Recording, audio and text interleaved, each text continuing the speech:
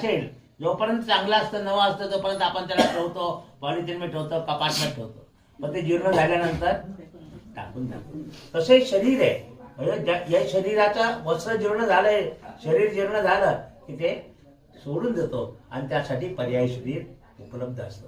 महानुभाव पंथाच्या तत्वज्ञानाप्रमाणे कलियुगी जन्ममात्रेची चौकडी, कलियुगामध्ये जन्म झाल्याबरोबर आपल्याला चौकडीचे नरका झोपल्या जातात आणि त्या चौकडीच्या नरकात आपण जाऊ नये म्हणून आपण काय करतो, ईश्वराची भक्ती करतो. परमेश्वराच्या भक्तीमुळे तुमचा या संपूर्ण या चतुर्विध कर्मफळापासून आपली मुक्तता होती.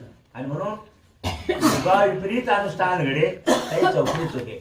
युगाच्या विपरीत म्हणजे देवताजनित धर्म आहे सगळा, जिकडे तिकडं देवतेचा उदो आहे. अशा काळामध्ये तुम्ही ईश्वरार्चन केलं, ईश्वर धर्म पाळला, त्याच्यामुळे तुम्हाला त्या नरकाकडे जावं लागणार नाही. म्हणून पण शरीरातनं ज्या आत्मा निघून जातो तो कोणाच्या आधाराशिवाय राहू शकत नाही.